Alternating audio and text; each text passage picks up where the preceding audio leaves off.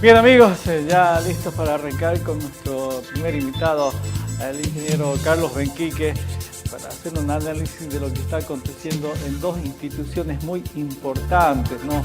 Una es la institución del Verde Olivo y el otra es el Tribunal Supremo Electoral. Ambas están con serios problemas y claro, ¿no?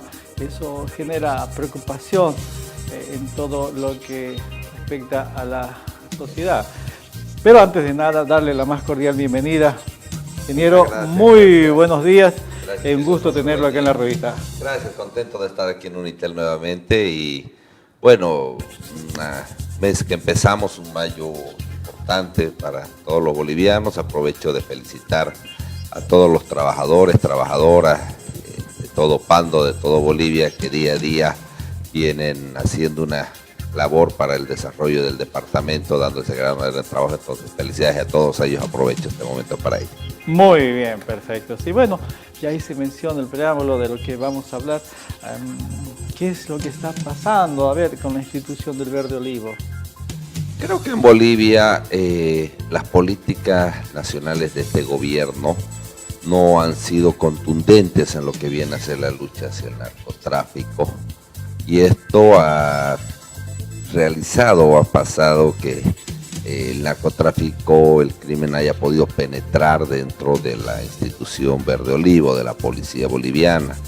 Vemos que hay varios casos, el último, el más escuchado que estamos viendo del comandante en Santa Cruz de la Fuerza contra el Crimen, el coronel Medina, juntamente con el capitán Moreira, tenían vínculos directamente con el narcotráfico, ¿no? Entonces eso nos llama muchísimo la atención, que incluso fueron entregados algunos premios a un capo de la droga que tenía extraditado para narcotráfico en el Brasil, como era el del tema de Moliendo. Entonces nos llama mucho la atención porque la policía conoce, sabe quiénes son, dónde están y mucho más si tiene una orden extradicional. Entonces esto lleva a que la gente empiece a preocuparse en su institución Verde Olivo, que es la que tiene justamente la finalidad de protegernos de todos estos males, de todas estas acciones criminales, entre una de ellas la más importante, el narcotráfico. Y bueno, y se lo vincula, digamos, con este gobierno, ya que llama la atención que el ministro de gobierno en más de 3 años no lo haya cambiado a este coronel Medina, no haya rotado como debería haber rotado dentro de los otros, dentro de lo que pasa. Y también llama mucho la atención y uno lo escucha a voces, ¿no? Que los cargos dentro de la policía ya no son por meritocracia dentro de su misma institución, sino que son más elegidos por el ministerio de acuerdo a privilegios, de acuerdo a algunas formas que vayan a ver. Obviamente, pues que no podemos, y creo que eso la población tiene que ser justa, no podemos, como te digo, poder dañar a toda una institución o a toda la policía por algunas cuantas personas, ¿no? El decir toda la policía es corrupta, toda la policía, no es así, ¿no? Conocemos aquí mismo en la región policías que realmente se dedican a su trabajo. Es un trabajo muy complicado, muy difícil, pero creo que aquí el daño, el cáncer en nuestra población y en nuestra misma economía y en nuestro país es el narcotráfico. Y el gobierno en 13 años realmente no ha visto las problemáticas o cómo poder pelear contra este cáncer del narcotráfico, y esto es lo que está causando mucho daño. Se está entrando a instituciones, se está entrando a colegios, se está entrando a diferentes formas. Me refiero al mal que causa el narcotráfico. Claro, o sea, es un flagelo que obviamente, ¿no? Se tiene que tomar en cuenta y hacer una lucha frontal, pero para eso están las políticas, ¿no? Así es, o sea, tiene que venir desde el gobierno, y creo que este gobierno ha sido muy suave en el tema de la droga, desde el tema del Chapare, ¿no? En el Chapare no puede entrar un Mopar. Vemos algunos comunales del Chapare que incluso le quitan armas a la policía dentro de su misma área. Entonces creo que hay una protección incluso por parte de este gobierno en lo que viene a ser algunas áreas donde se produce coca ilegal, y algunas áreas o situaciones donde también el narcotráfico tiene algunas ventajas.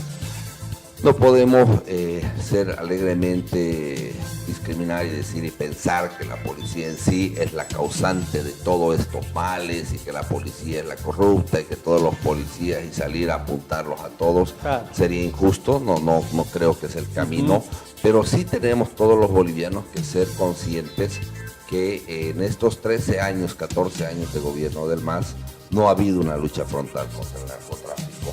No ha habido actos claros contra el narcotráfico, políticas claras contra el narcotráfico y obviamente pues el dinero sucio, el narcotráfico va penetrando, penetra la policía, penetra los deriva militares, las consecuencias, ¿no? Obviamente van derivando las consecuencias y va derivando y van entrando incluso a nuestros colegios, llegan a nuestros niños. Entonces, ese es el gran problema. Yo creo que más allá de grupo, de un tema focalizado de la policía con una persona incluida en el narcotráfico, bueno, que no es un caso aislado, porque ha habido varios casos referentes a esto. ¿No? Hay antecedentes de otros. Hay antecedentes, ¿no? Y teniendo antecedentes, hasta ahora el gobierno no hace una política clara de lucha contra esto y también de poder ver el tema de corrupción que pasa dentro de la policía. Creo que ellos tienen que ser críticos también desde adentro y una reestructuración. Una reestructuración. Yo creo que una tipo reingeniería habría que hacer dentro de la policía,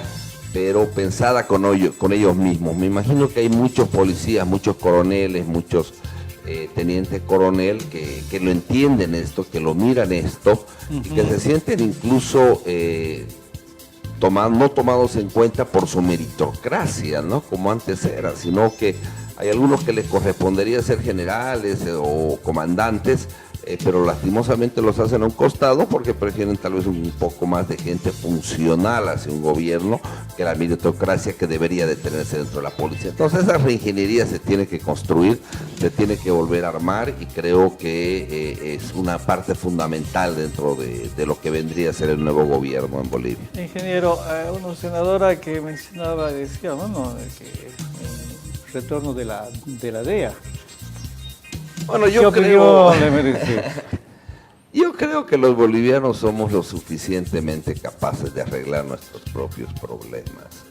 Creo que tenemos la capacidad los bolivianos, pero tenemos que trabajar todos unidos, ¿no? Tenemos que pensar en acciones juntos y obviamente no algún interés de ningún tipo de grupo, sea político, sea partidario, sea sectorial, sino que en temas tan fundamentales como viene a ser la policía en Bolivia, se tiene que trabajar nomás todos en conjunto, pensando en unas propuestas importantes. No creo que la solución a nuestros problemas y a nuestro país venga del exterior. O sea, los problemas de los bolivianos yo creo que los tenemos que arreglar los bolivianos y sí está bien que se conozca nuestra realidad en un contexto internacional.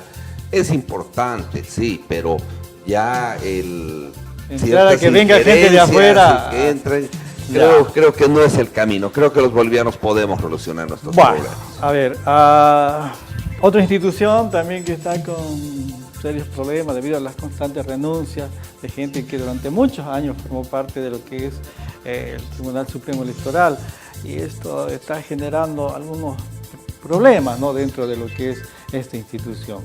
Es algo que nos preocupa demasiado porque no es gente que se retira del tribunal que ha entrado hace un año, que ha entrado hace 2 años. Estamos hablando de personas que trabajan en el órgano electoral por más de 20, 25 años y que obviamente su misma ética hacen que ellos renuncien de un tribunal que trata de ser manejado, de un tribunal que trata de favorecer hacia un partido político. Eso es indudable. Es lo mismo que decíamos de la policía, no son todos los que trabajan dentro del órgano electoral y esto lo demuestra las diferentes renuncias que van haciendo dentro de ello. Pero creo que Bolivia necesita que este Tribunal Supremo Electoral sea imparcial y se pueda tener la tranquilidad de que va a llevar adelante unas elecciones de forma imparcial y de forma de que realmente el boliviano, el ciudadano, sienta que su voto vale, que su voto pesa y que su voto va a ser contado y no manipulado. Entonces, bajo este efecto, yo creo que los del Tribunal Supremo Electoral deberían de dar un paso al costado, deberían de renunciar y buscar gente que dé mayor confianza a la población para llevar adelante las elecciones. Creo que ese sería uno de los caminos para un poco ir estructurando esto, darle mayor credibilidad al Tribunal Supremo Electoral. Y obviamente nos preocupa porque ya hablan de un tema de que se les puede hacer inoperable el llevar adelante una elección. Claro, ¿no? Entonces ahí ya está, tocan también el tema de recursos económicos y además, ¿no? Hay que tomar en cuenta un detalle, ¿no? Estamos a 5 meses y 20 días de lo que significan las elecciones. Claro, y además que ellos van a tener que manejar en menos de 5 meses 3 procesos nacionales, ¿no? Porque iniciamos, el proceso vendría a iniciarse en mayo, ya en este mes con la convocatoria de elecciones generales. Tienen que entrar a toda una primera elección para octubre, todo un aparato para octubre, la segunda vuelta para diciembre y en febrero estamos hablando de las subnacionales. Entonces son 3 elecciones nacionales que van a manejar en menos de 5 o 6 meses y bueno, no nos preocupa mucho el que digan el secretario que mencione que tal vez no tengan la capacidad operativa, económica y técnica dentro del tribunal para llevar adelante estas elecciones. Lo decía ya en un análisis político dentro de esto.